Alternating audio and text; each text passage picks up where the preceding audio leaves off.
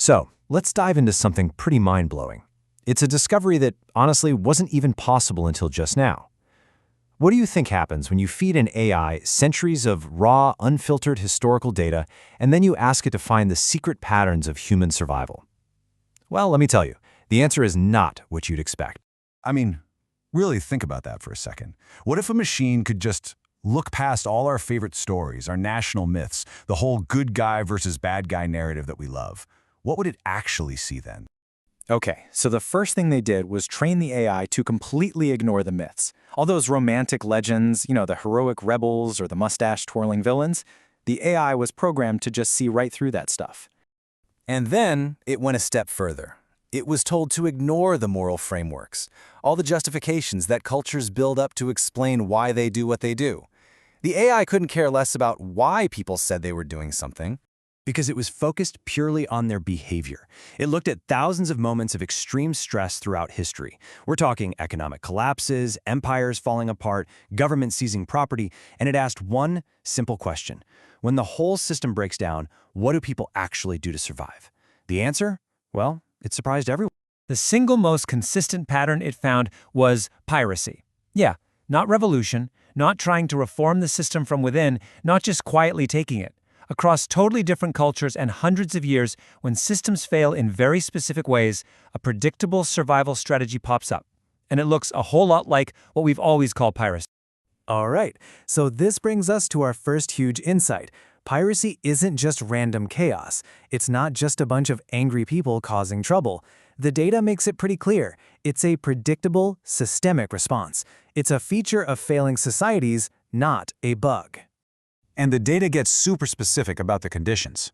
You see piracy spike when systems stop rewarding people who create things and start just taking value from them. It happens when your property isn't safe, when working hard doesn't mean you get to own anything, when your skills are unprotected, and when knowledge is hoarded by a tiny few. Turns out, these are the exact ingredients for what the AI calls a piracy window. So here's the crucial reframing of the whole idea. It's not about creating chaos. It's a flat-out refusal to keep playing a game that's rigged against you. It's a very conscious decision to step outside of a broken predatory structure, all to protect what you've built. Let's move on because this is where the AI's analysis gets really, really interesting. It completely changes how we see the most iconic symbol of piracy, the ship itself, and it shows us what we've been missing this whole time. We look at a pirate ship and we see a symbol of rebellion, a getaway vehicle, maybe a vessel of freedom. It's all very romantic. But the AI, it sees something completely different. It sees infrastructure. It sees a mobile, self-contained system designed for one thing: the preservation and continuity of the group's most valuable assets. And that brings us to this incredible core concept, the mobile estate. That's the AI's term for it. Think about it. When land, buildings, and all your fixed stuff becomes a liability because it's easy to tax or just take away, smart survivors shift their idea of wealth to things that can't be so easily pinned down. The pirate ship wasn't just a boat, it was the fortress for a mobile estate. So, what is this mobile wealth made of?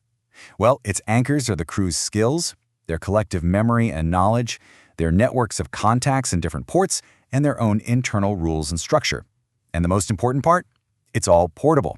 You can't just seize a navigator's knowledge or tax a shipwright's skill the same way you can seize a piece of land. Okay, but of course, we can't talk about pirates without talking about the violence. But even here, the AI gives us a totally different angle. It frames their aggression not as just being cruel, but as a calculated survival strategy that it calls villain mode. So what does this villain mode look like? It's not about being evil just for the fun of it. It's about being incredibly disciplined and ruthlessly efficient because you've learned that just complying with a predatory system gets you erased. It's about using aggression strategically to defend the mobile estate. It's a kind of defensive morality where the survival of your group comes before anything else. And that's really the bottom line. When your goal is to protect your estate from a system that's actively trying to take it apart, this behavior isn't seen as evil, it's just protective. It's the price you have to pay to survive. And now, this is where all this history suddenly pivots and looks right at us, right now. If these patterns are real, if they're predictable, then we have to ask a pretty uncomfortable question. Do those historical conditions look anything like the world we're living in today? What the AI model confirmed is, well, it's pretty sobering. It shows that historically, estates, and that means accumulated wealth, knowledge, even family legacies, can dissolve with shocking speed.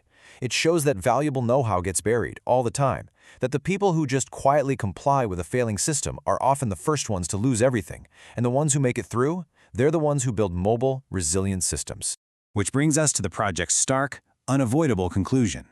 Based on the data, based on the convergence of all those historical warning signs, extractive systems, vulnerable property, the growing gap between effort and ownership, we are living in a piracy window, right now. But let's be absolutely crystal clear here. This is not about buying a ship and an eye patch. Modern piracy is about applying the same exact principles. We're talking about mental piracy, freeing your own mind from obsolete ways of thinking; strategic piracy, adopting flexible, mobile strategies for your life and work; and structural piracy, building new kinds of systems that are actually designed to preserve what you create in a chaotic world. And this right here is the final, most important point of the whole thing. The AI isn't telling us to become something we're not. It's just holding up a giant mirror to all of human history and showing us a fundamental part of who we are. This is what people do. It's what we have always done when the very systems we're supposed to trust stop protecting the value that we create. And the historical data is clear on one last thing. Knowing that a pattern exists is completely useless if you don't act on it. This isn't just some motivational poster. The AI basically identifies it as a law of history. The choice is simple. You can understand this pattern and use it, or you can ignore it and, like so many people before you, lose it.